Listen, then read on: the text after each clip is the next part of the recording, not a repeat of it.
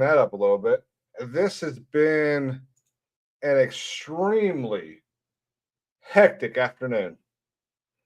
Let me share this over on Discord as well. That's everyone. How are we doing today, guys? Tonight, actually. I haven't eaten a thing all day. So while I finish a text message, because I'm having a conversation about something that we're going to talk about tonight, with someone, I just have to think about it for a second. Let's see.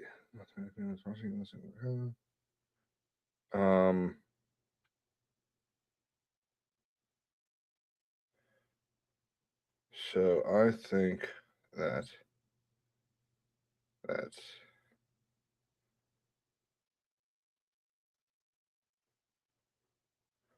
are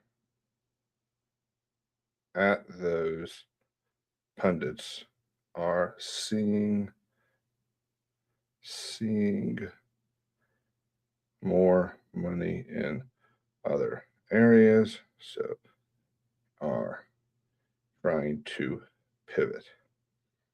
I absolutely believe if he gets through this,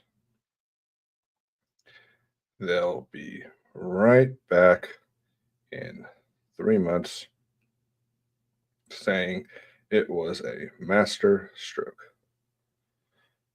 Okay, so this was crazy day. I had to go to 2 different offices today.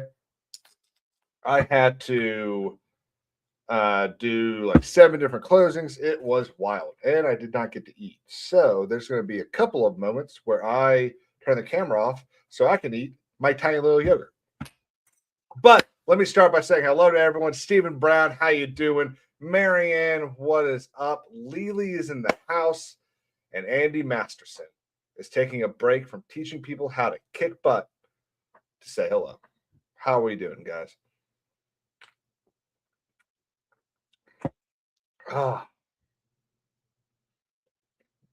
Has everyone had a good week? It is Thursday night. What's up, Debbie? It's Thursday night, and I have confirmation from X-Wing that there is XCast tomorrow.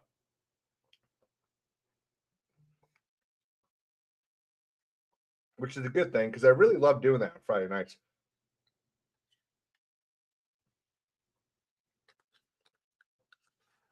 Hang on.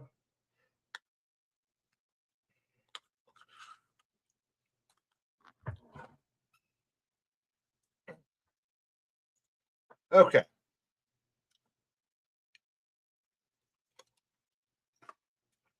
So my friend sent me the what's up, Debbie? My friend sent me the latest tweet, or I guess truth. What are they called over on True Social? Are they posts?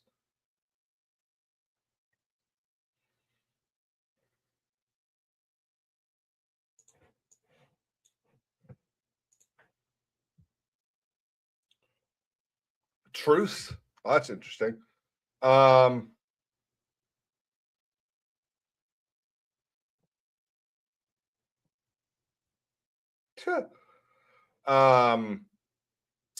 So Trump had a truth posted the other a little bit ago, 2 hours ago,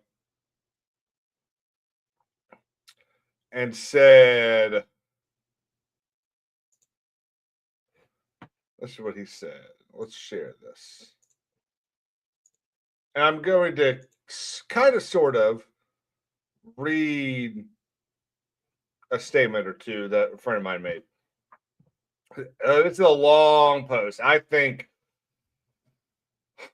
so. Like, here's the thing: one of the things we really liked about Trump was his tweets, and the problem is that because he's only on True Social for the vast majority. I think every now and then he sends something on his Twitter account. What's up, lean back? We get books like this now, as opposed to short, clever quips that we used to get on Twitter. So Trump said on True Social, I know why Tucker Carlson, Megyn Kelly, Candace Owens, and Alex Jones have all been fighting me for years, especially by the fact that they think it's wonderful for Iran, the #1 state sponsor of terror, to have a nuclear weapon. Because they have one thing in common: low IQs. They're stupid people. They know it. Their families know it, and everyone knows it too. Look at their past. Look at their record. They don't have what it takes. They never did. They've all been thrown off television, lost their shows, and aren't even invited on TV because nobody cares about them. They're nut jobs, troublemakers, and say anything necessary for some free, cheap publicity. Now they think they can get some clicks because they have third-rate podcasts, but nobody talks about them, and their views are in opposite of MAGA. Or I want to have won the presidential election in a landslide. MAGA agrees with me. There's just a bunch of stuff. So here's the problem, okay? Trump here is both right and wrong, okay? Because we cannot be living, it's 2026, we cannot be living in November of 2024 anymore, okay?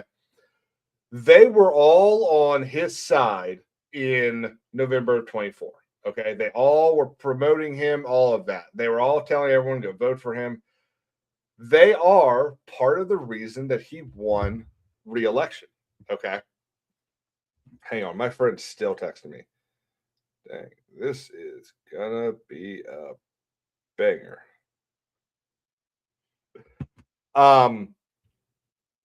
They are all part of the reason that he won re-election.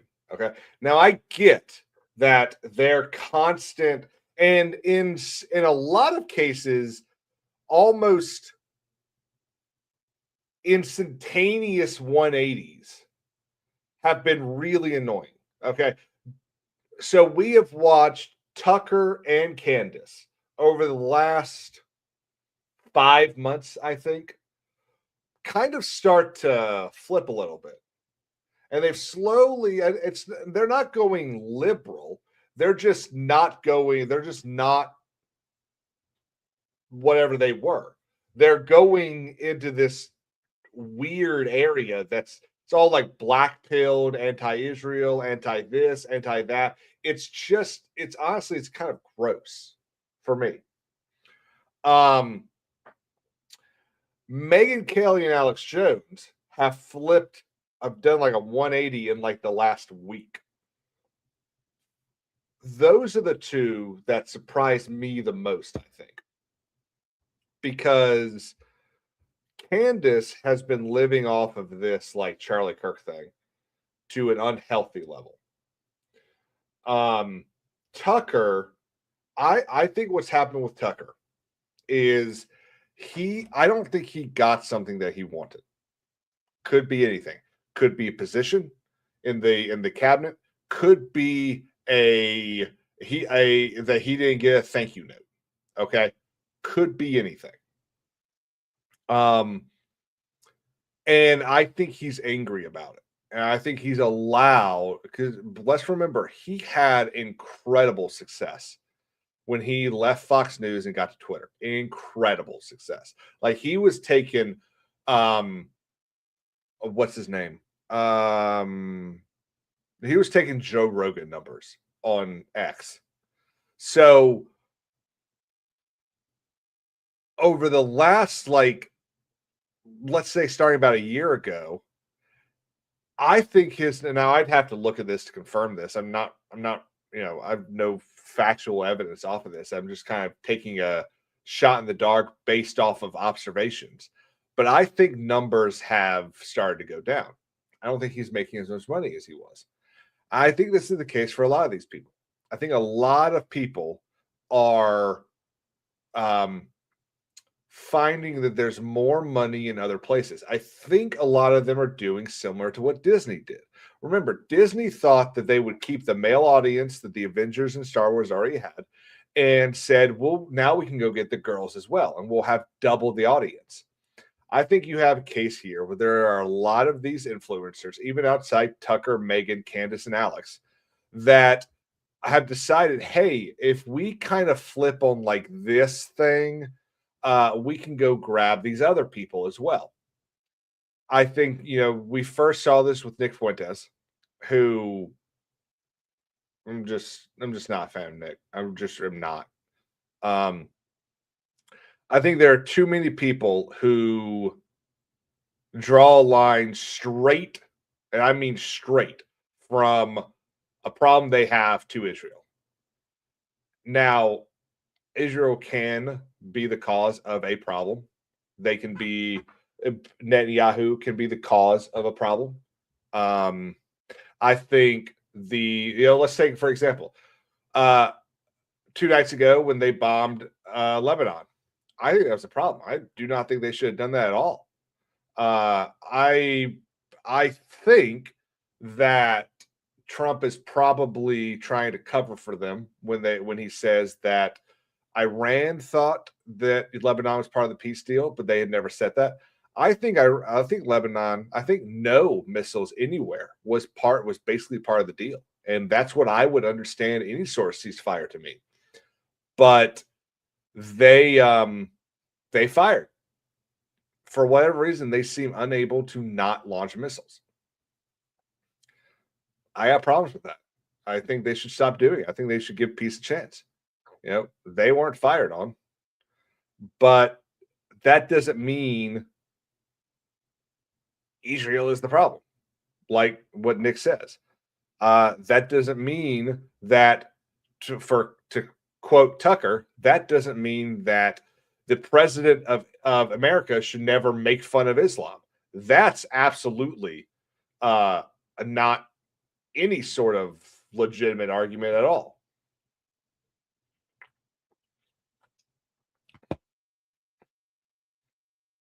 I'm not really going to touch Candace because I don't need those people over here. I don't need that sweat.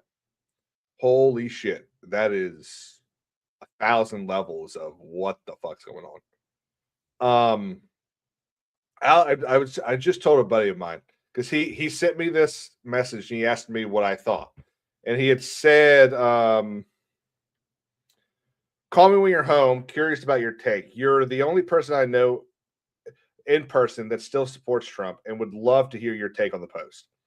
Elite Super Grunt for 5 says, "Hail Kings, hail ESG." He's still typing. This is going to be a wild message.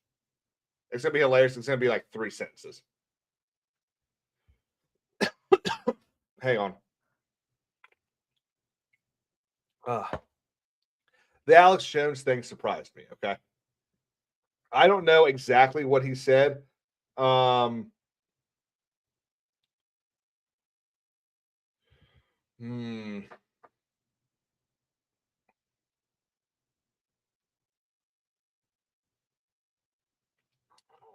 on.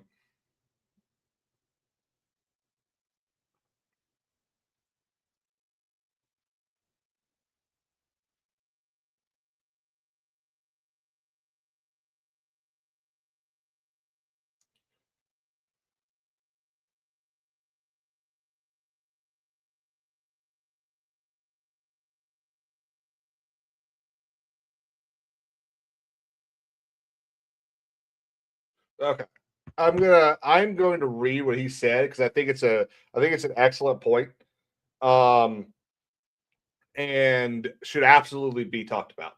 So I do have to check a number that he gave me though. So Alex is the thing that surprised me.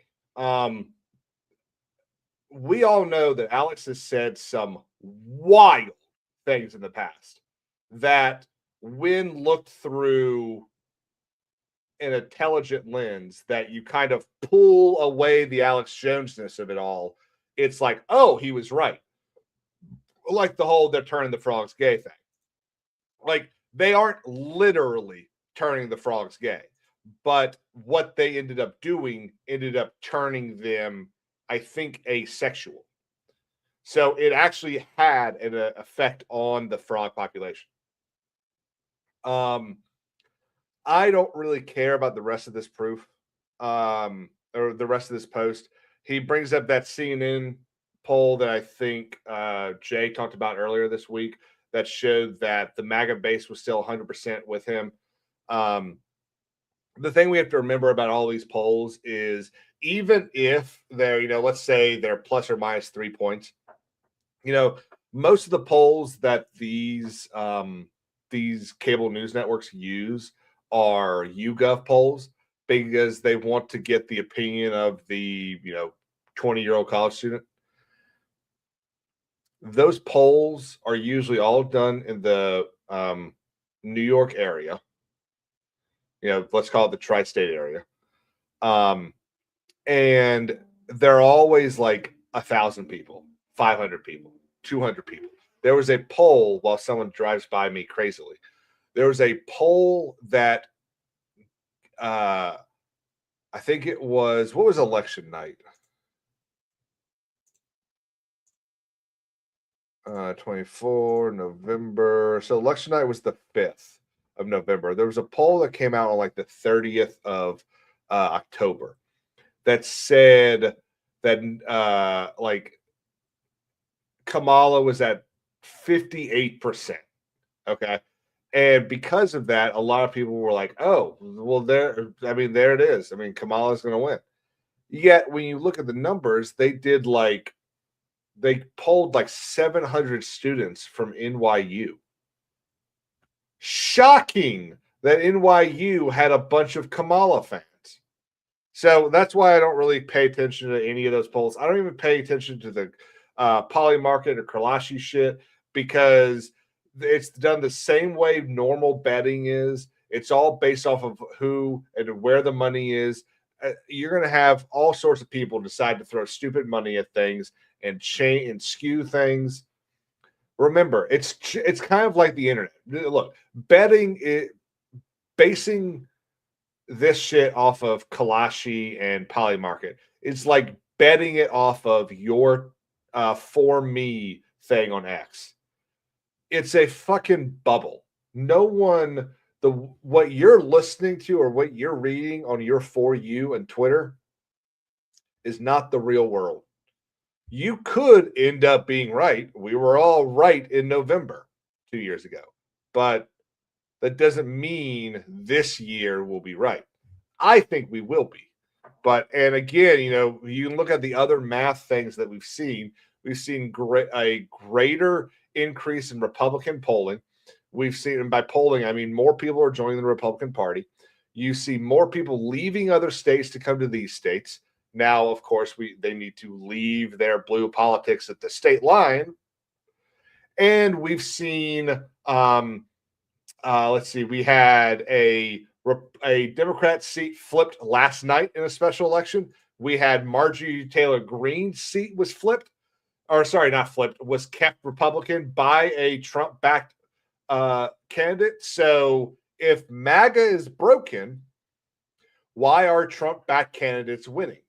Yeah, a lot of them lost in Virginia and New Jersey, but what the fuck did you expect? And again, Mandani probably would not have won if Sewell or whatever his name is had dropped out of the race for New York mayor. Guys, I'm going to eat this one last yogurt real quick, and then I'll get to your comments. So I'm just going to go off camera for a second. If you've got any comments, please keep them coming. I am going to scroll back up and get to them.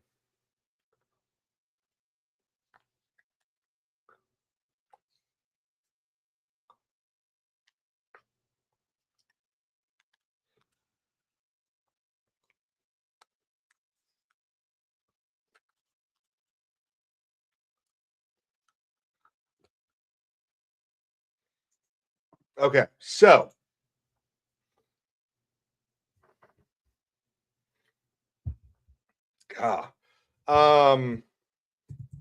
Nick Fuentes numbers.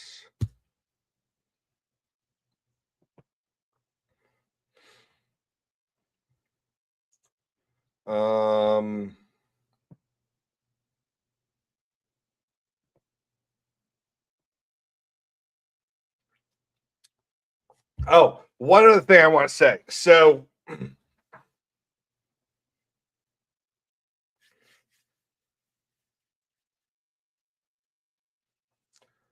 one of the reasons that I think we do see a splinter.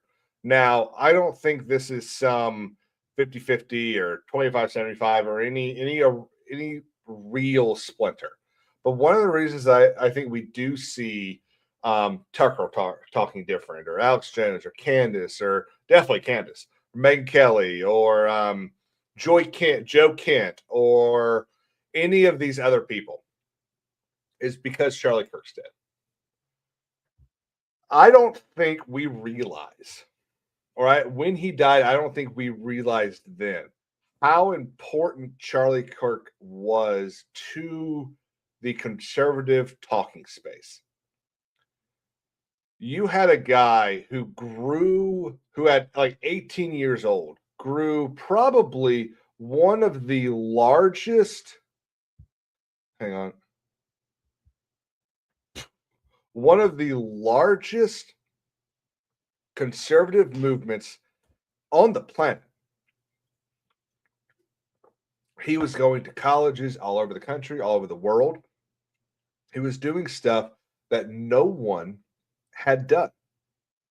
There's not a single, hang on,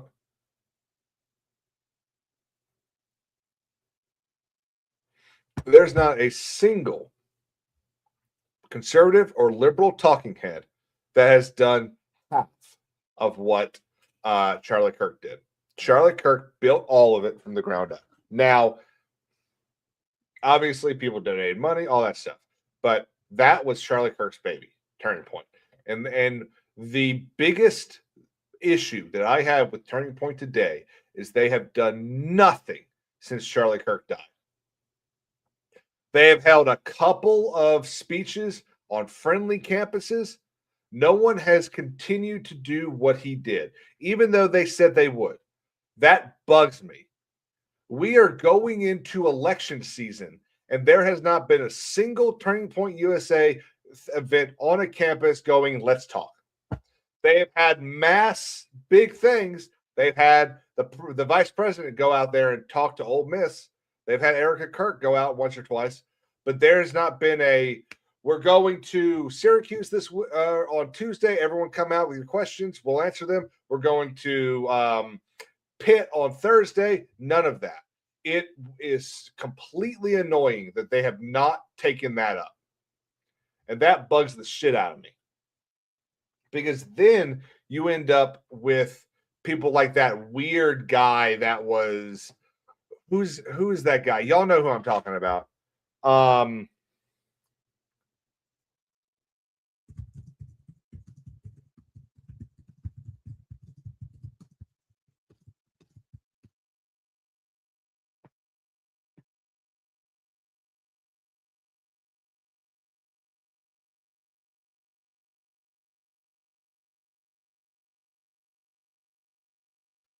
Who was this?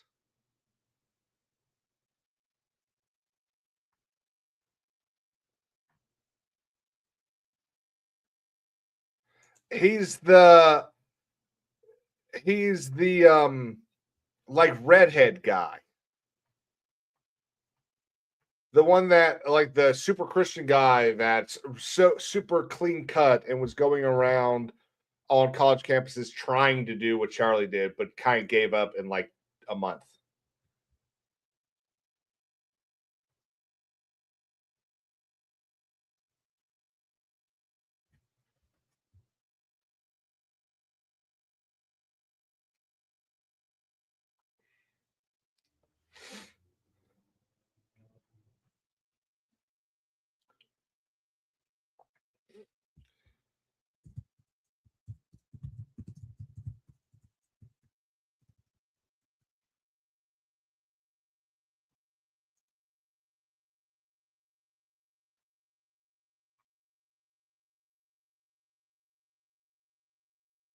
No clue. I'm gonna pull this up, and y'all are gonna remember exactly what I'm talking about.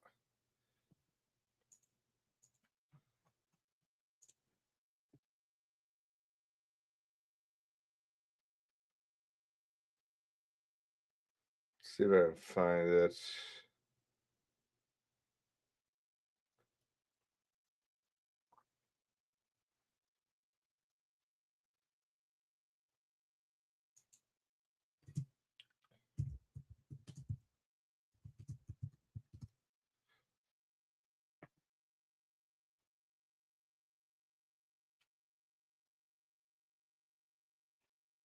Okay, let's go to Twitter, see if I can find it. X.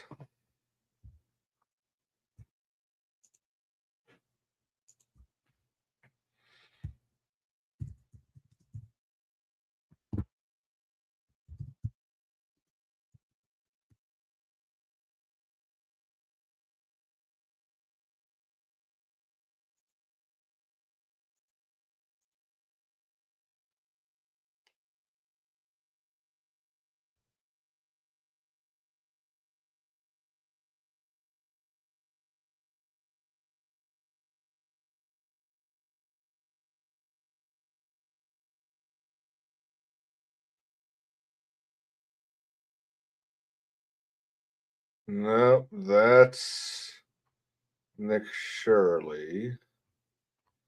Okay, fuck it. Grok will be able to give me an answer. Weasley. Weasley. Oh my god.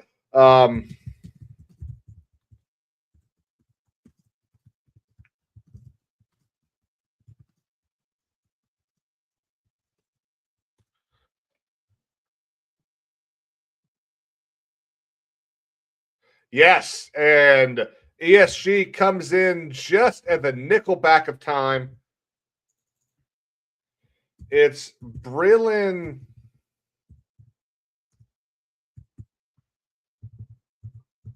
Brillin Hollahand.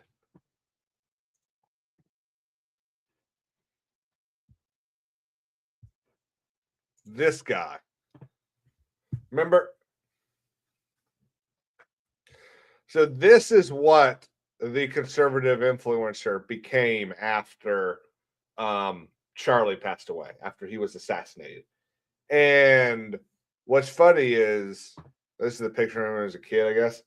Do y'all remember the child preacher that was on Oprah in like the 90s who did the whole yelling at the camera thing? That's what this guy reminds me of.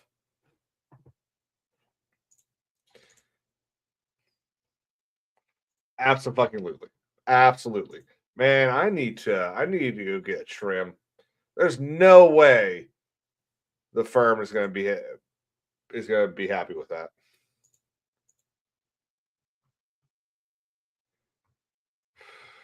Hang on, style. There we go. Where was I? Okay, so this is what my friend replied to my answer with. Okay. So this is what we're talking about. Remember, he sent me this and he asked me what my thoughts were. And he said, I basically, my basic reply was that I think those four are chasing clicks. I think that and kind of like what I told y'all, I thought that they're kind of doing what Disney did, and they're like, okay, we already got MAGA, let's see, or we already got Republicans, let's see if we can get some Democrats. So this is what he said. And he is I mean, he is conservative. He is a believer. Clearly not really supportive of Trump anymore because of the whole Iran thing, but wants America to succeed and all this stuff. He's a good guy. Hypothetically, if they were chasing clicks and they're speaking out against Trump because that's where clicks are, wouldn't that mean they're speaking more relatably to the voting population? Like, no one watches Joy Reid because the race central worldview isn't one people find convincing and therefore don't engage. NJF, which I'm assuming is Fuentes, viewership goes from 50K viewers a night to 800K a night. It doesn't. It's not 800K. So he's wrong about that. in a year, and Tucker moves into top 5 podcasts worldwide at the same time, Americans flip on Israel for the first time since 1948. It strikes me that Tucker, Alex Jones, NJF, and Candace all genuinely believe what they're saying about Israel being an issue. But even if they don't believe it, they're speaking to a populace that saw what happened on October 7th, saw Israel's response, and wants no part of it. So I guess my question is that even if they are chasing clicks, would that not provide evidence that Trump lost the pulse to the non-MAGA right wing? So my response to him is that the non-MAGA right wing wanted every opportunity to dump Trump. That the non-MAGA right wing are the people that give you John Thune as a senator. They're the people that give you Mark Johnson. They're the people that do whatever they can to make things just barely different. They're the Lindsey Grahams. Maybe they're not that bad as Lindsey Graham, but that's what they are. They are the people that think we need to be. You know what I'll tell you they are? They are the Christians that think it's rude to support deportation. They are the Christians that think it is wrong or they're the Christians that think Islam is a religion of peace. That's what they are. That's the non-MAGA right wing. Islam exists because Saul did not do his job 3,000 years ago. And that's it. If Saul had listened to God and wiped out the Amalekites, we would not have this issue. Hope Mayor Lely is right. So morons. That's what they are. If you are going to sit there and listen, and I don't give a shit how you feel about Israel, how you feel about vaccines, how you feel about whether or not there have been enough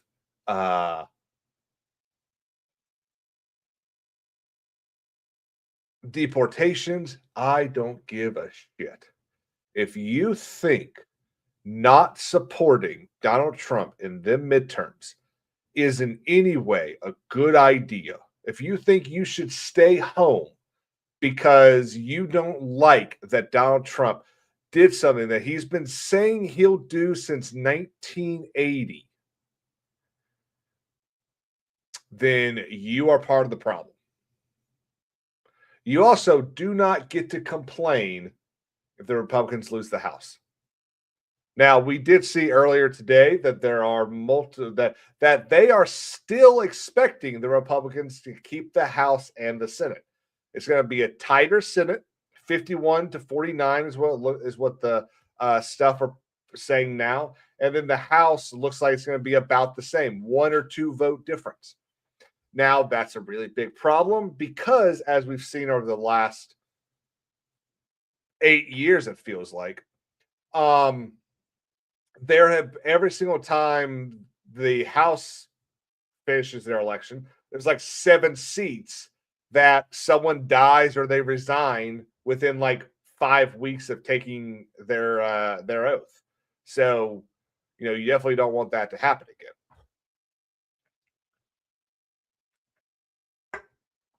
But here's what I think is going to happen. I think I think I said this Tuesday morning. I think all this shit's going to be wiped up by the end of May. We're going to go into Memorial Day weekend with gas prices at $2.85, and flight costs are going to get brought down. All this stuff. I think we're going to go into a much better Memorial Day weekend than we had last year, and then Trump's going to roll into the summer. We're going to have an incredible July 4th. We're going to celebrate 250 years of American superiority.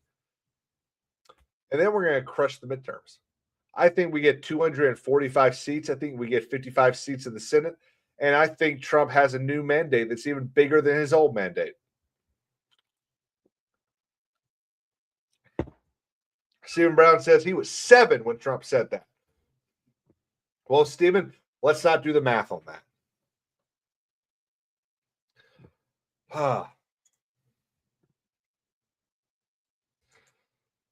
Okay, I need to go through the chat because there's been a lot of questions. I think I even missed saying hello to some people. Hokies, I don't think I said hello to you. Cozy Goober, what's up, man? I appreciate y'all being here. So ESG said this. Actually, let's start with Hokies. So Hokies did bring up Candace Owens' past. I'm not usually one to say that the past proves all. I think people can change their minds. When there were people criticizing Hillary Clinton for flip-flopping on something from, I think there was an opinion that Hillary Clinton had, I don't remember what the opinion was, but her opinion had changed in 2016 since like 2003, I think. It's like, do you really think you're not allowed to change your opinion in 13 years? Let's just be honest about that. Okay. So this is slightly different because there are connections to the same thing. It feels like she's just kind of reverting back to what she was. I still think that something happened at the Daily Wire. I don't know what it was. I never really paid attention to the gossip and the he said, she said shit, but something happened and it made her really dislike Jews. I don't know what it was. I don't even know if this podcast is going to stay up. It might get false flag. Who knows? But something changed. Okay, then he asked, could be money from the Middle East, why he bought a house there. Tucker bought a house in the Middle East. Seems weird to me. Breezy, I agree. Nick Fuentes is insufferable. It goes back to what I said a couple minutes ago. If you think for a second voting for a Democrat is America first, you are a fucking moron. Grunt. So I know they said it wasn't part of the ceasefire, but I think that was to save face. I would have assumed, and I think most people would agree with me on this, that if you got a bunch of sides firing rockets at each other and you say ceasefire, that doesn't mean you can still keep shooting rockets over here. No more rockets. Stop it. Little squirt gun. Stop it.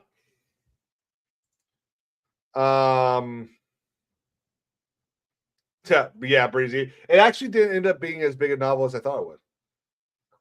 So Lily says, every Trump supporter I know still supports him, even though most aren't happy with the Iran situation.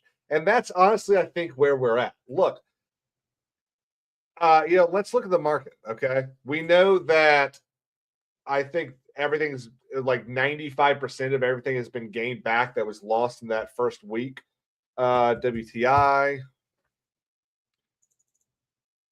So WTI closed at $90 today, okay, or $89.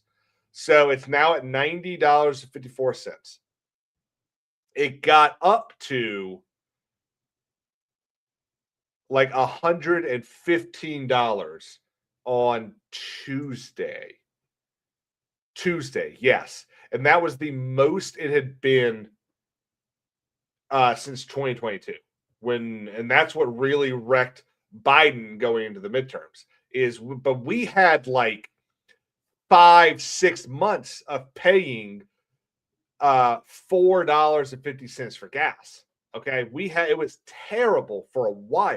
I still maintain that most people have filled up their car 3 times. Okay. The first one, so because I feel like 1,200 miles in a month, I don't think is wild. I think that's about what most people would drive. In fact, I'm curious if we've got an answer on that. Average driving amount per month. Oh, so Google says the American average is between 1,100 and 1,200 per month. So that's about 3 fill-ups. So the first fill-up, beginning of March, for me, was like $65. Okay. And that's premium gas, 20-gallon tank, premium gas. The next one was like 75. Then my last one was 90. That one really hurt. But I've got another 400 miles left on my tank right now. If I go into the next one and I have to pay 75, most people would be probably paying 62. So these kind of thing adds up.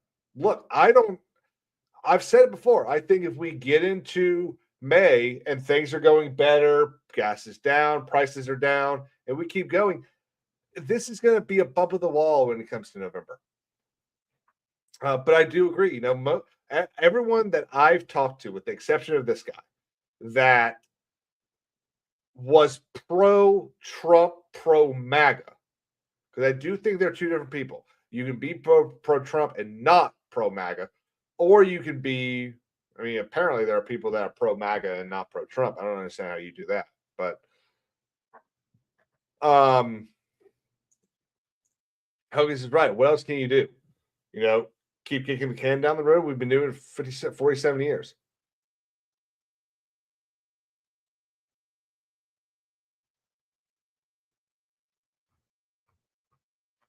What's up, Spirian? 73 Mix. How you doing, man?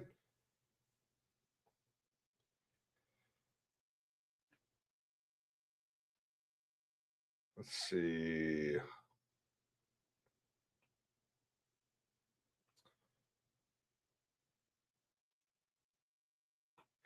I'm assuming this was the assassination attempt, and I also agree that the second he jumped up and said fight, fight, fight, it was over.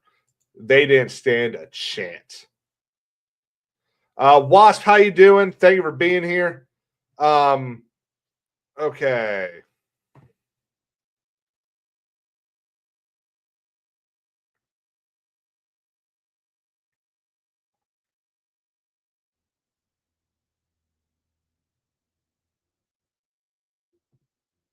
So, Steven, I'm kind of in a similar state where I paid sub $3 for premium gas one time.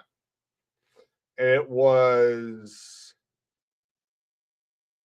mid-January, I think. And now it's $4.40. Okay, so it's going up $1.40 for me. Okay, that's not a lot. Okay, let's put that in perspective. Okay, and again, guys, let's put all of this into perspective. Okay, the average person fills up their tank 3 times a month. Okay, my understanding is that the average tank's about 20 gallons. So if we take that and go 60 gallons times $1.40, that's what I said. That's $84. Okay, that's $84 in the month of March that I've spent on gas that I probably shouldn't have. Maybe a little less. Let's call it $72. Okay, because I think, as much as I love that I once paid less than $3 for premium gas, I cannot really imagine that would ever be standard. So let's call it $3.10 for a normal gallon of gas. So that's $1.20 that's going up. $72. That was exactly right. So I lost $72 this month. Now I'm lucky that I'm not pitching pennies, that I am not. I'm lucky both from y'all who have donated here over on King's Court and King's Advisors. I'm lucky that I have a good job. I am extremely lucky. I already know that. So I'm not sitting here taking that $72 for granted. I would love to have it back. I'd love to use it to pay off something else or anything like that. But I do think people are freaking out and blowing up because they're looking at things like this and they won't open their eyes and go, okay, well, how bad is this really? And I think people need to do that more. I thought we were kind of getting into that. but apparently we're not. Um, that's kind of where I'm at, Wasp. And the problem is, and this is the thing that I really hate. Okay, I sit here, Wasp sits here. I've seen other people sit here in the chat and say this. Okay, and suddenly our opinion is discounted because we are apparently now part of the Israel lobby. I didn't get my $7,000. Have y'all? Also, where did that come from? Someone who is more in tune with internet history, tell me where that came from because that's wild. But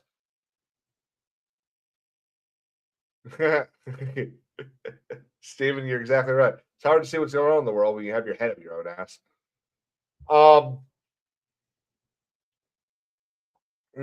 What was I saying?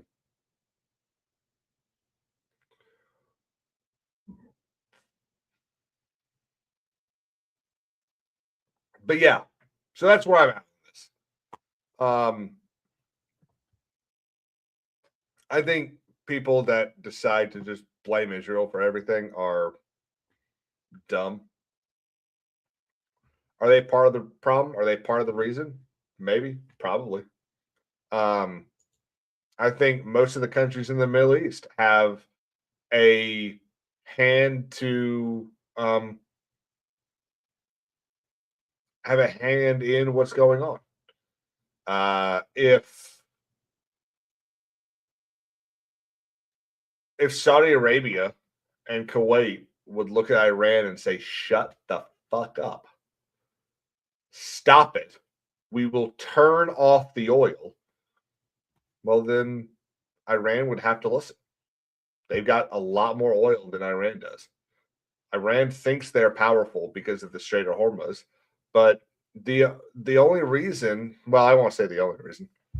I don't understand why we haven't, parked a bunch of destroyers around the whole strait and said, "I dare you, I dare you, shoot it, I dare you."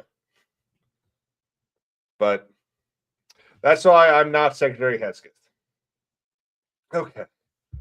Who wants to move on? Who wants to talk about something else?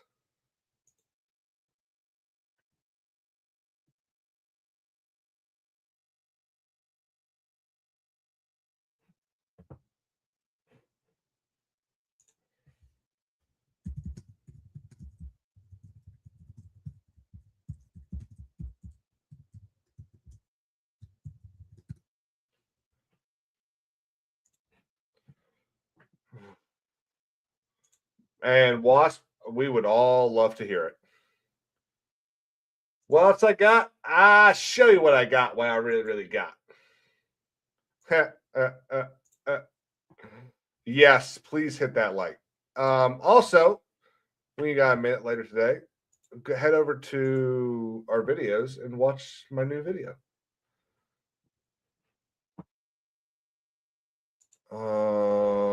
Let's see.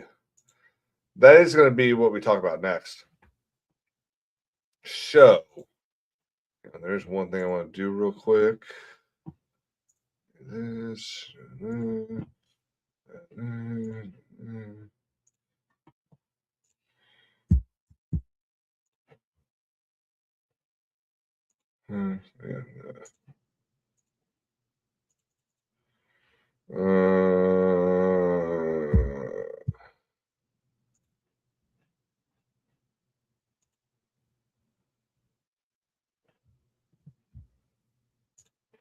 Hang on 1 second, guys.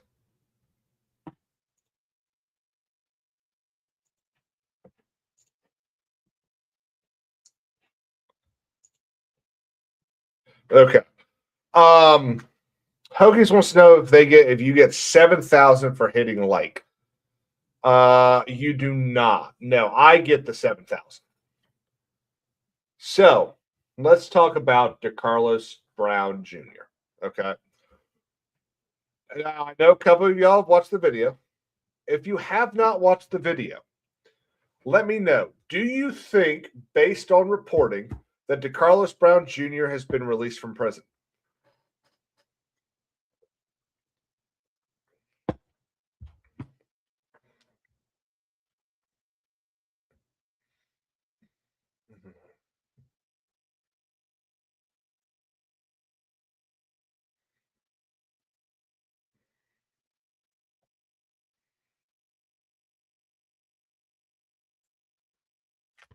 Wasp, you would be right. DeCarlos Brown Jr. has not been released from prison. He has not been found. Hokies was right. The tweet makes it sound like nothing happens to him. So even Matt Van Swall's tweet kind of makes it sound like nothing's going to happen. No, that's not a problem with Matt. I got no problem with Matt. I even said in the video, I think he's a fine reporter. A lot of the stuff that's been done for North Carolina has been because he has kept people's foots to the coals. So, but what does this mean? Okay. Well, first off, DeCarlos Brown has been in federal custody for like 3 months now. Okay. They're doing their stuff with him. A North Carolina group of psychologists or whatever interviewed him, watched him for a little bit, and determined that he was incompetent to stand trial. What that means is that he is not capable of aiding in his own defense. Okay. They have concurred that he has schizophrenia. Now, whether or not he does, that is not on me. And I am fucking grateful. Not my job to decide. I don't even really know what it looks like. Other than the... But other than that, I got no idea what schizophrenia looks like.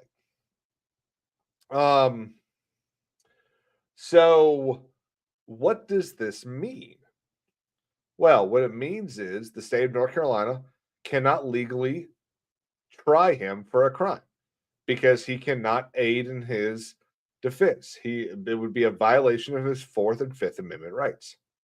So what they do is if it was just the state of North Carolina, what they do is they put him in an insane asylum, basically, and they feed him medicine to make him better so that he can aid in his own defense.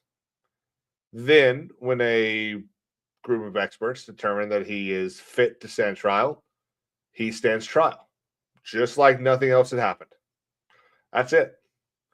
Now, it is absolutely true that if it takes long enough for them to determine that he is fit to stand trial, that they could release him. They could decide that it is impossible to try him, so they would release him. Now, I think it's crazy that you would release someone who is incapable of stand trial back into the general public. That blows my mind. So we can talk about that all day. I'm with you on that. But it does not mean that he has been released, is going to be released, or anything like that. You would have to go, probably the cases I've read, you would have to go 3.5 years without or in a manic state for them to find that you are not capable to stand trial before they would release you. And then even when that did happen, those are for like assault cases and, manslaughter, not first-degree murder where the entire world watched it happen.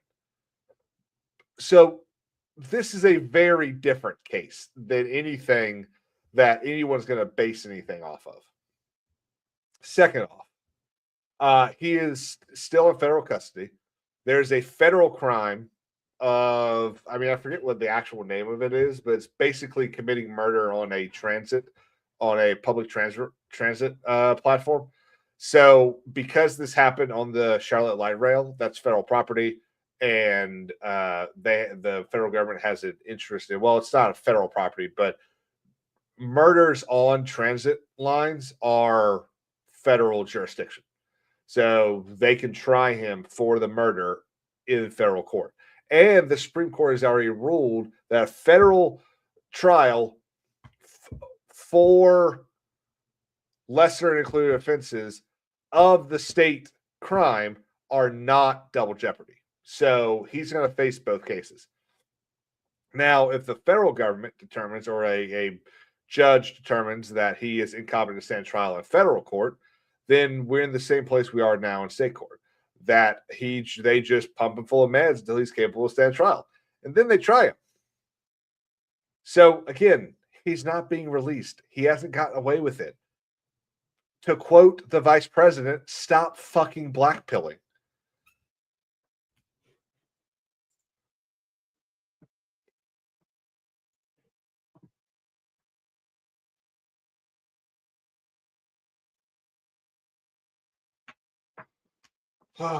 Grunt says, I remember when I was a kid. I remember a kid had to leave school because he had schizo and needed to be on meds. I saw him years later without. Oh, that's fun. Damn. But yeah, so that's, I mean, go watch the video that I did. I would really appreciate it. Leave comments. I have not replied to Tabitha or I'm going to make assumptions here. Hokies and Clyde. Lily and Clyde. Hokies hasn't watched it yet.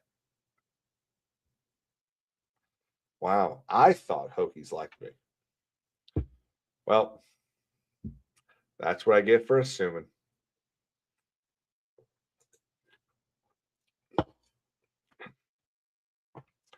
Oh, he was working. He was working. It's okay. It's okay. I forgot. Not everyone doesn't have a job. Wow. Trump took it out almost an hour. Damn. Well, I mean, that's not surprising. What else can we talk about?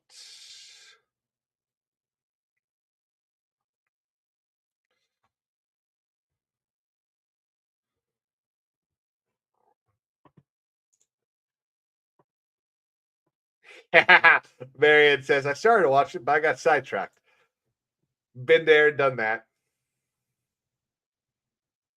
Let's see. Let's see if I bookmarked anything.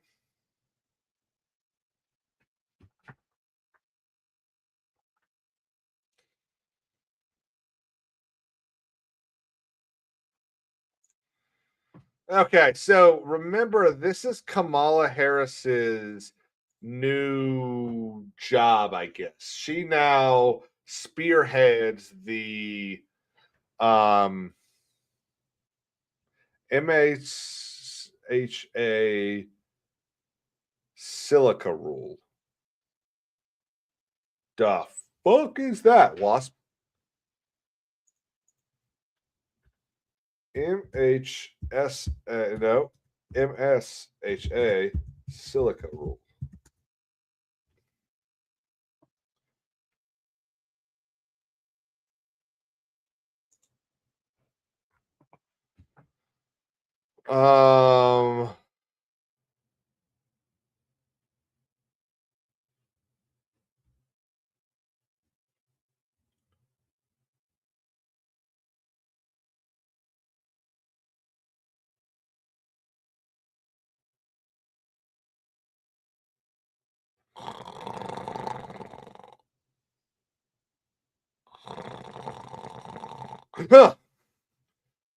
Sorry. I can't believe I fell on stream. I was just reading about the silica rule, and holy shit, you were right, Wasp. I mean, it's interesting.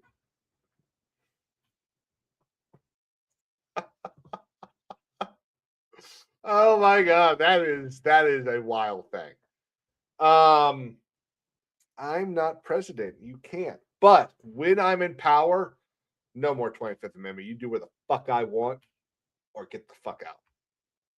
So this is headquarters. This is the Kamala Harris account. Remember, she her whole thing transitioned to this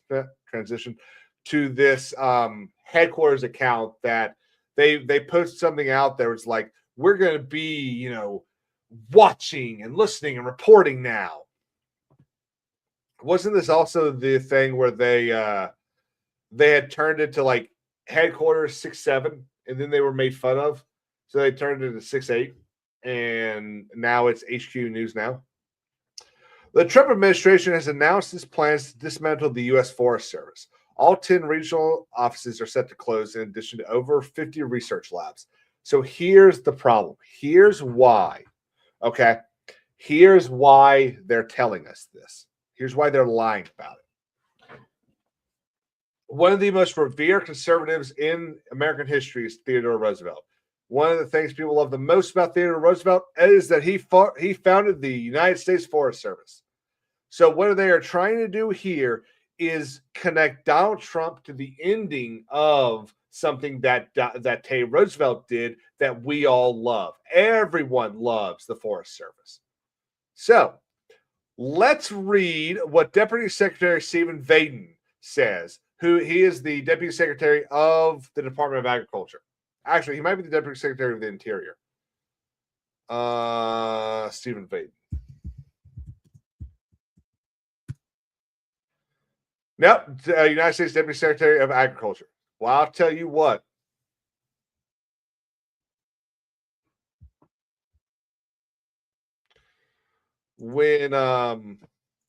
When they give you an option to do a professional photo shoot, never do because he looks fucking weird. So this is what the Deputy Secretary said. Here are the facts on the U.S. Forest Service reorganization. There's a lot of lies spreading on X about the Forest Service's reorg.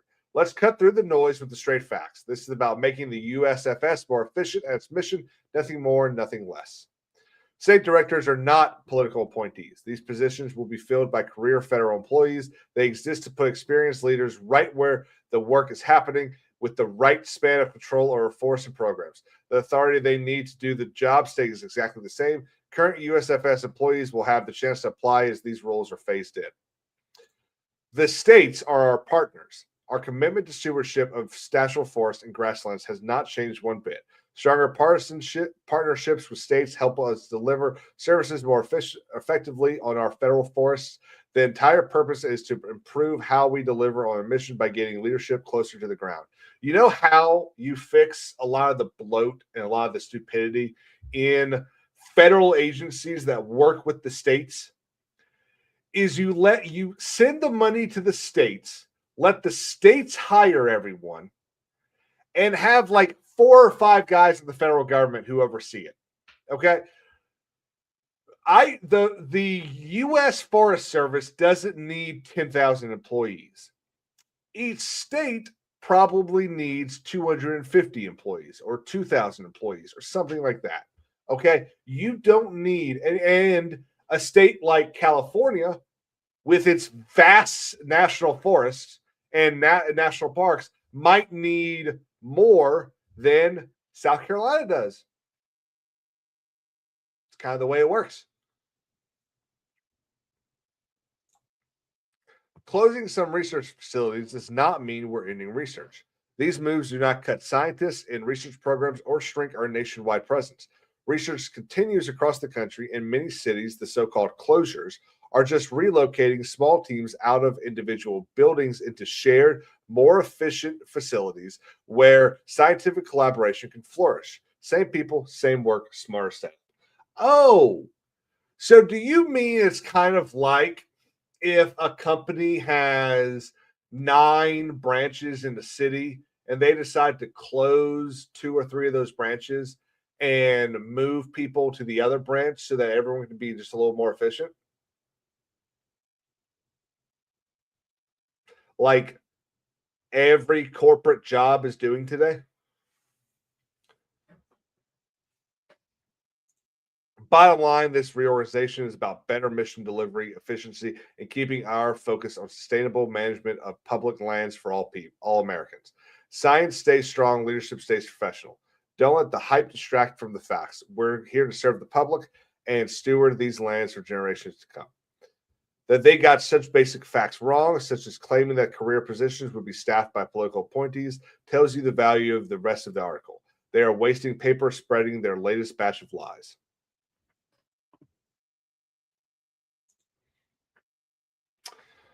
Ain't that the truth?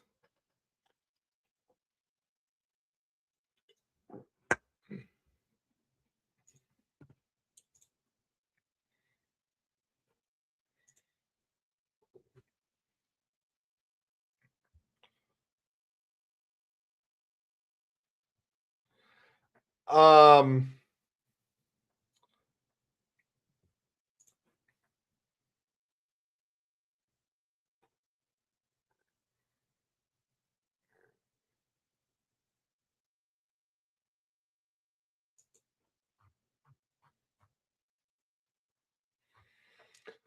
Can anyone explain in, let's say, 2 messages or less on here? I probably shouldn't even mention this. This is probably dangerous.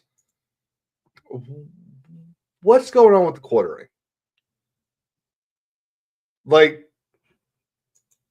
I don't really look at other shit. I look at my stuff. I'll watch Jay. I'll look at X Wing. I don't even watch a lot of Geeks and Gamers because it's just so much. There's too much. I have a job. I can't do all that. But every now and then I see something. I'm like, the fuck is this about? And now I'm just curious. Let's see.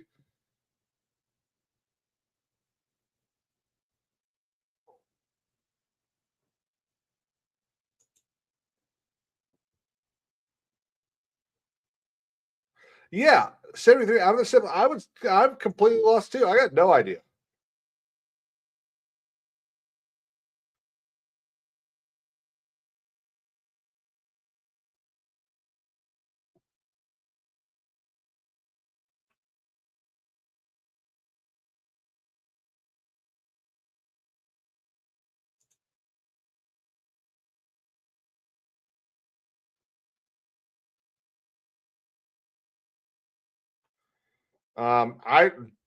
I don't know, man.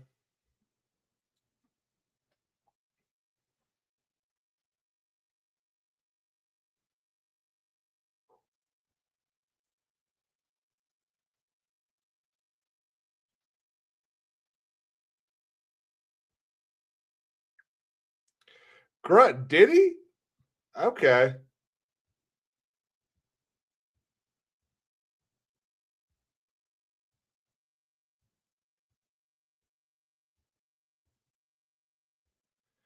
Uh yeah, see, I just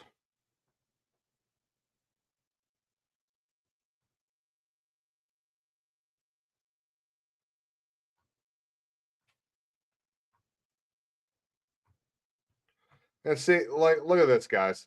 So Tim Pool replies to, quotes and Krasinski. You're telling me there wasn't another account you could quote? You had to quote Ed, who is one of the biggest purveyors of TDS I've ever seen in my life. That doesn't, I am done. This was the last straw. I'm so angry. Okay, Tim. Well, calm down, buddy. Um, you have been watching Donald Trump yell at people that have uh, publicly yelled at him and disagreed with him for a decade now. You didn't think when Megyn Kelly, who he's already had beef with, and these other people who were his allies and now aren't, started berating him, you did think he was going to clap back? Oh my God. See, and that's the thing that annoys me is when people are like, oh, I can't believe he did this. Really? Really? You can't believe he did this? Fucking idiots.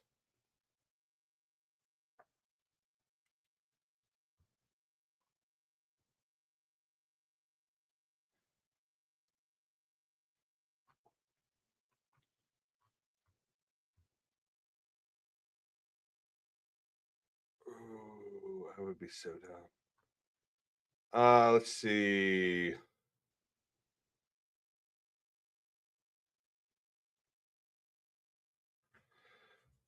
BBC News reports that the U.S. has left in 4,499 refugees since October.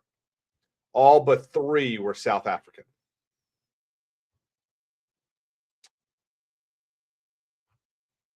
I'm okay with it.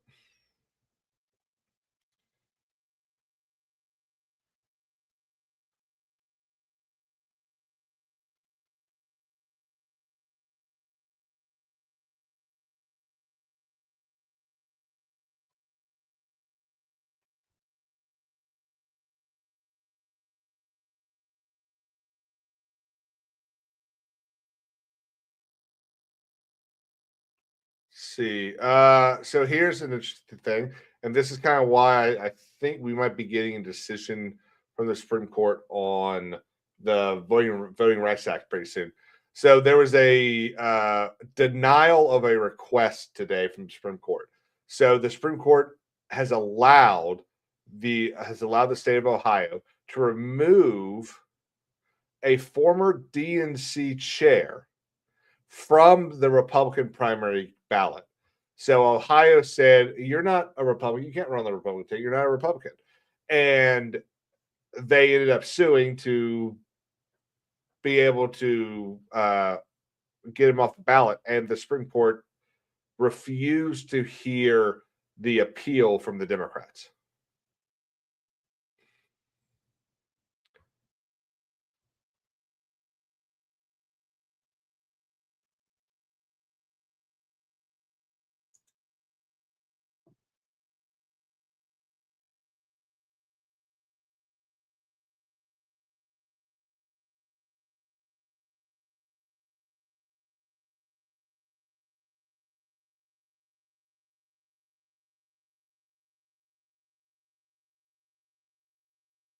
Fuck you. So, fuck, I might take the bar exam again. So there's a new bar exam coming, and it is removing the 1, 2, 3, 4, 5 essay subjects that I had the worst time with. That makes me super angry. I'm gonna send that to a friend of mine. He's gonna get pissed.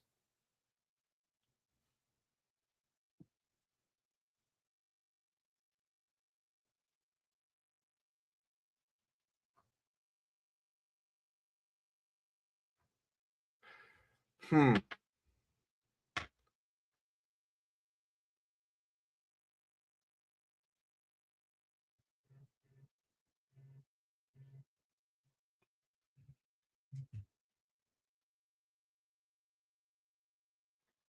Uh, I read about this. You put something in my Discord about this, right?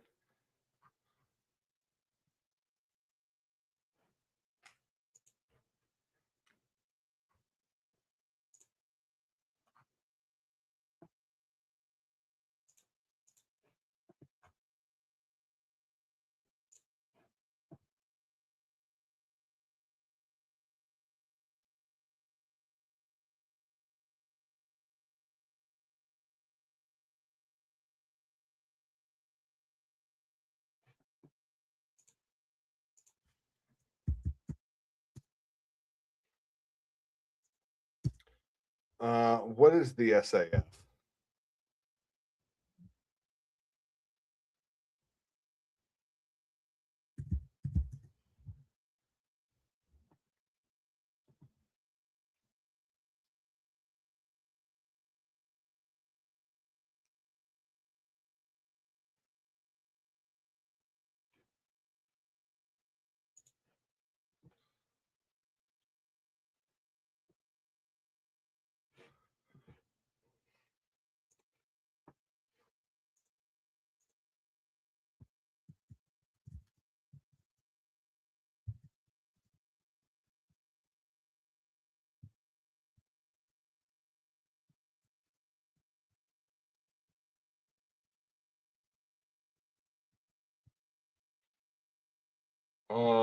Let's find out. An SAF is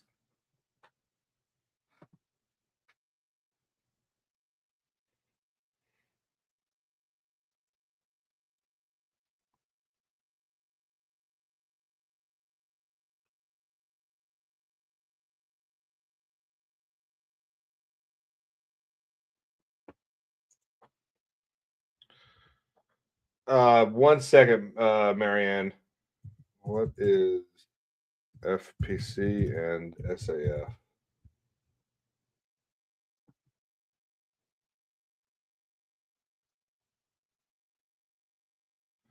Firearms Policy Coalition and the Second Amendment Foundation. Um,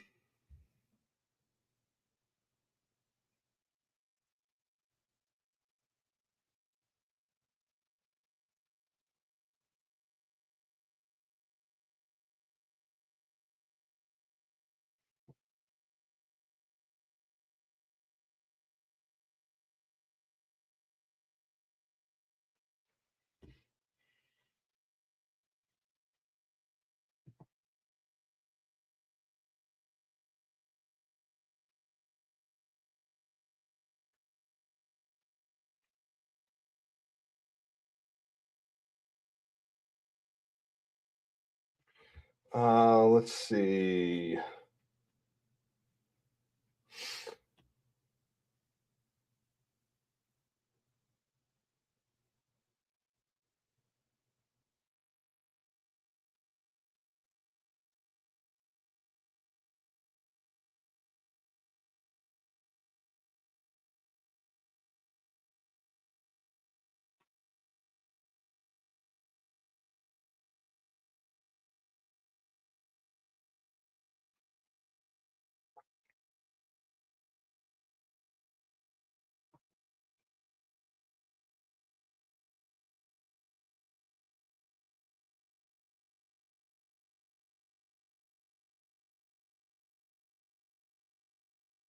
You know what? I'm gonna be honest. I don't know. I'm trying to think about it. So,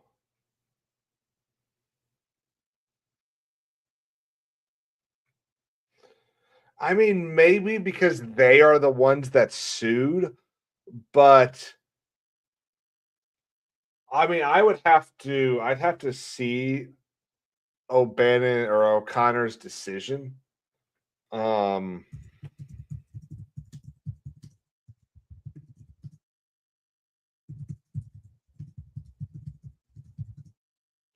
uh,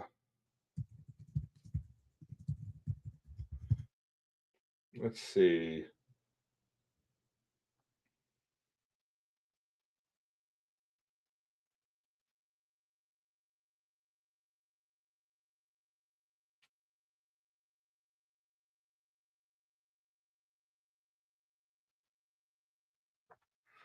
Okay, I think I have an answer. Let me Google something real quick.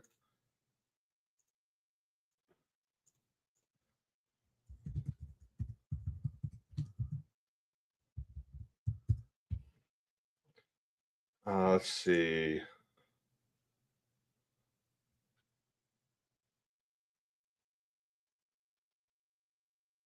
Okay, okay. So this is why. This is why, Hoagie. So there are two ways to challenge a federal law. Okay, you can challenge it on the face of the law, which is what we hear most of the time, or you could challenge it. It's called as applied challenge.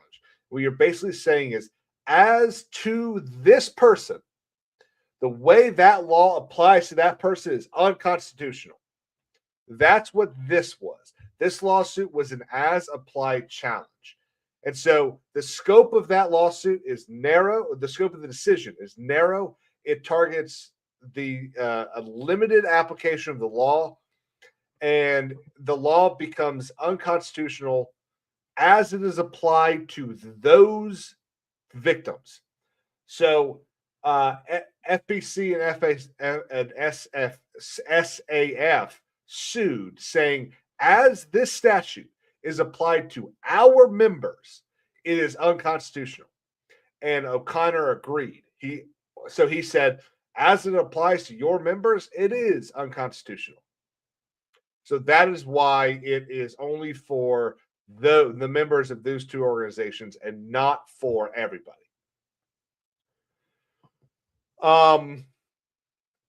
So Marianne and somebody else have asked,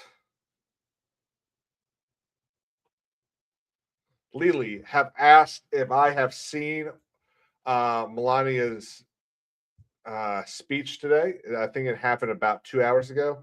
I have not. I did see what it is about.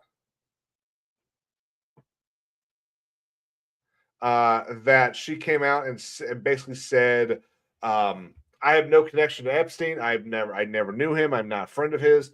And that the people spreading these stories about me and any connection to him are false, and they know it, and kind of insinuated that legal repercussions were coming. Um, from what I've seen, everyone was blindsided by this announcement today. So I don't know if that means that something's coming, or if ooh, interesting. If something's coming, or if they're trying to get ahead of something, or she also asked Congress to have victims testify publicly. Ooh, interesting.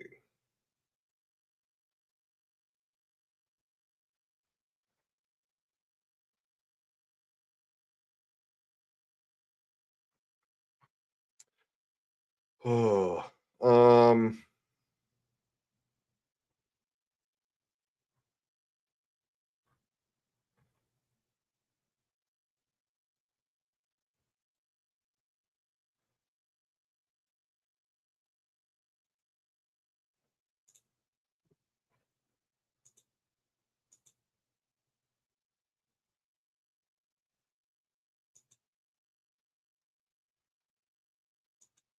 yeah. So you know what?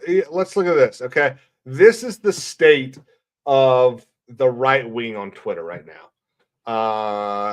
Share this tab. Okay. So what I'm going to do while we do this, I only know what one of these um, accounts is, so I'm going to look them up. Harrison H. Smith.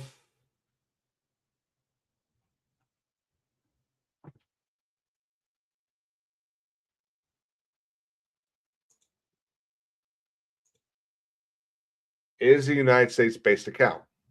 So he says, he replies to this headquarters thing. The left spent 10 years screeching and protesting non-existent bullshit like the Handmaid's Tale, but here are, but are nowhere to be seen when real opposition is called for. Did you even read what the administration said? Did you even read what their decision is? No, you just took a tweet and you ran with it. Uh, DACA. I hope that doesn't mean anything. Apparently, there's a couple of them. Count based in the U.S.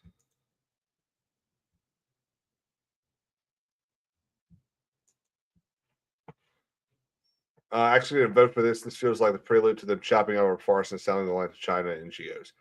At what point during anything that Donald Trump has done do you think that he wants to destroy the forest and sell the land to China and NGOs? At what point during any of his comments about not liking China or any of that stuff have you thought this? Sorry, national parks can't be a thing anymore because we have a war for Jews to fight. At 123 EB 12.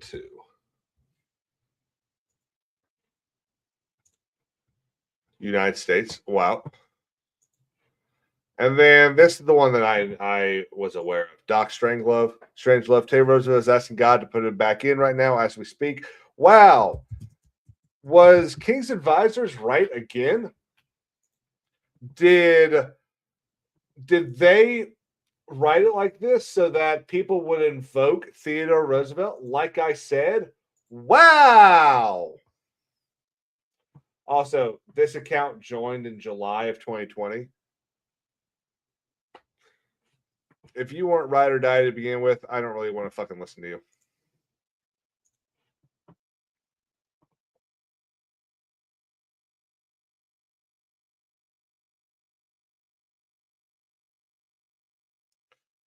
Um,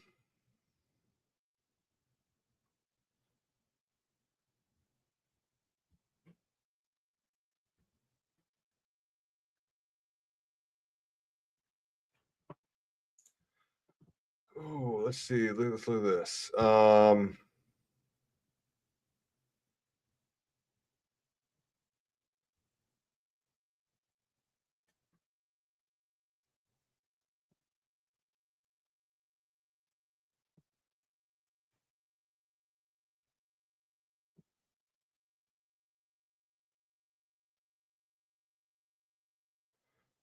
Hang on.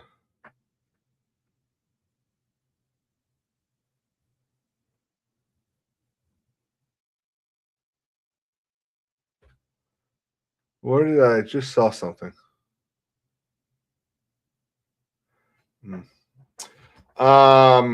Jim Brown says, "I will ride with you in the Crusades." Man, we ain't gonna be riding anything. I'm taking a pew pew out there and knocking down a bunch of people. Man, they just given everyone a fucking star on the wall on the Hollywood Walk of Fame. Are you kidding me? This dude's been in 2 seasons of one fucking TV show. There ain't a damn thing about this guy that has earned a star on the Walk of Fame.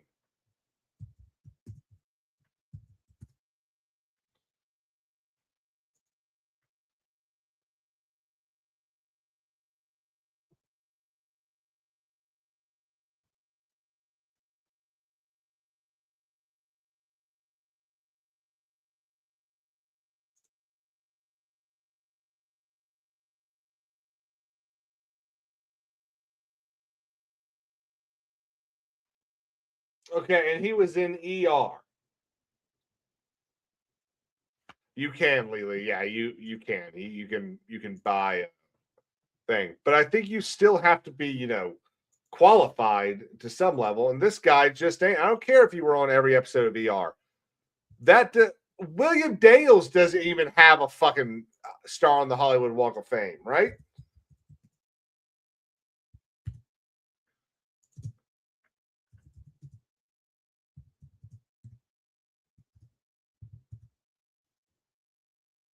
Yeah, Mr. Feeney and the Doctor from St. Elsewhere.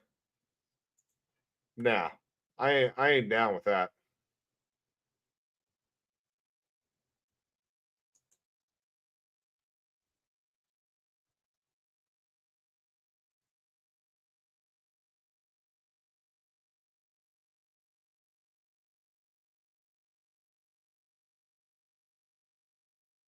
Oh, so here's the other thing. Okay, I want to go back to this for a second.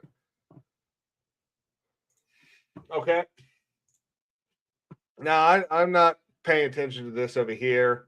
I don't know what the comments say. Okay, he's calling out Candace Owens. Okay, remember in the last like 2 weeks, Candace Owens has started calling out Donald Trump and talking about how he hasn't done anything for who killed Charlie, and all this stuff.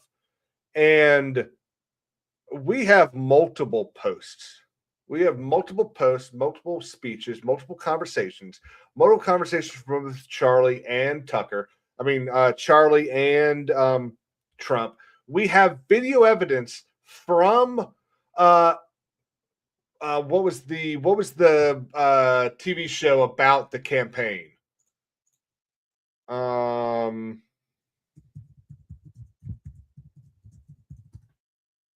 Art of the Surge. We have seen a genuine friendly relationship between Charlie Kirk and Donald Trump. Okay. And Candace Owens sat there a week ago, I think it was a week ago, and talked about how it was actually probably Donald Trump's fault that Charlie died. Are you fucking kidding me?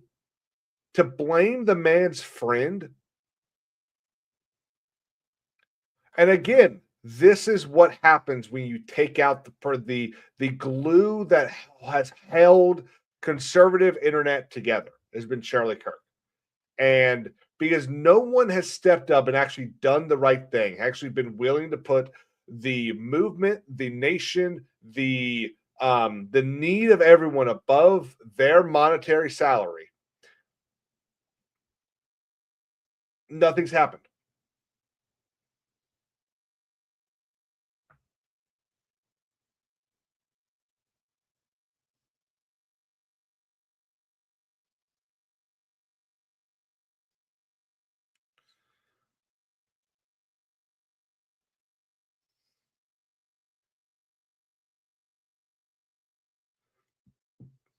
So the left, I've said this before, that the left, what we've been seeing from the left over the last 2 years, year and a half, is every single person that has an ability or um, is close enough to the top.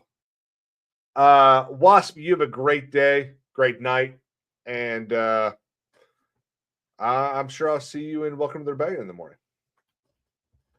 Every single person that's had some sort of connection to the leadership of the Democratic Party has spent, 3 weeks in the last year and a half trying to become the new leader. And when they don't, they get back in line and they do as they're told. Okay. Republicans do not. When we don't get to become the leader, we stamp our foot, we cry foul play, and we take our ball and go home. Like Marjorie Taylor Greene. Marjorie Taylor Greene was a big name. She was what, a 2-term rep? She was getting ready. She was doing all this stuff. Everyone was listening to her. And then Trump stopped taking her calls, or Trump wouldn't do certain stuff with Epstein. And now, look, again, I've told everyone where I stand on this. I think it is a horrible thing. I think everyone involved should be rooted out, stem and barrel. I think they should all be burned, hanged, drawn and quartered, all that shit. Nothing going to happen, though. Nothing's going to happen. So I'm kind of tired of spending my time on it. I'd rather spend my time making sure that Carlos Brown goes to jail, or that judges stop letting people out on cashless bail. Changing things that are actually going to help the country. Okay. Would having the Adobe software people kicked out of Congress help the country? It probably would. Damn right, it probably would. Unfortunately, it's not going to help me as much as making sure that the judges stop putting people out on cashless bail will. It's not going to help me as much as getting gas and oil through the Strait of Hormuz will help me. It's not going to help you or I as much as getting grocery prices down, lowering the interest rate, lowering home prices, making sure that lumber isn't $3,000 for a 2x4 so that they build homes. There's a lot of things that are going to help than making sure that the dumbass who decided to be a fucking wicked person is no longer a representative. And that's unfortunately the way of the world. It sucks. Wish it wasn't. And if y'all disagree with me, let me know. Fight your point. But that's kind of where I'm at.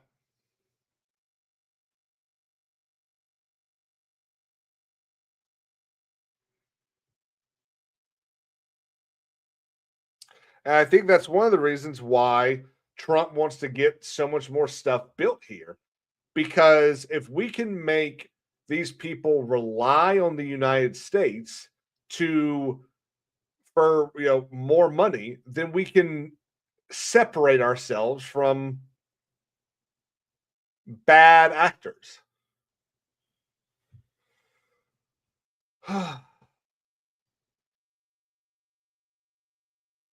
Well, thoughts?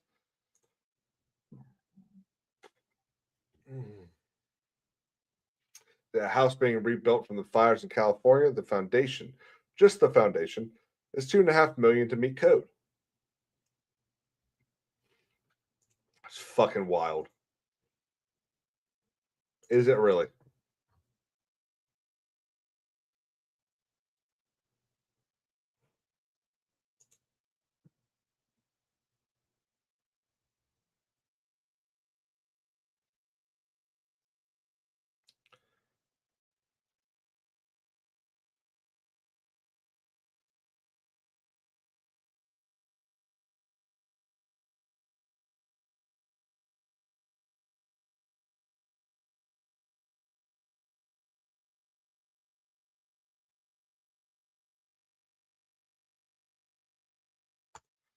Hmm.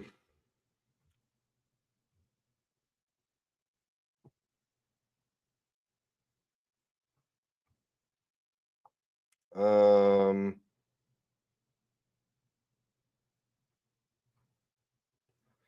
I think.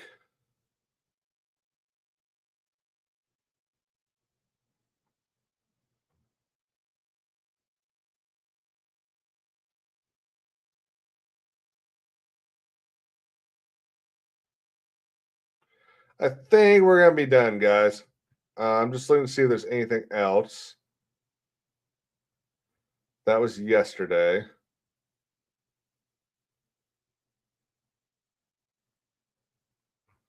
Yep. Ain't gonna be it. Who shall we raid? Lean Back says Democrats will always be counted on to fall back in line. It's the nature of Marxists to be in the collective. Republicans typically don't think that way historically. I agree. That's why we show up to elections in terrible numbers most of the time. Who's live? Is X-Wing live? X-Wing is live. Y'all go say hello to X-Wing, tell him I sent you, and tell him my mustache is better. It's not, but let's just get him thinking about it. Y'all, thank y'all so much for being here. ESG, thank you so much for the super chat, man. And I will see y'all tomorrow night on XCast.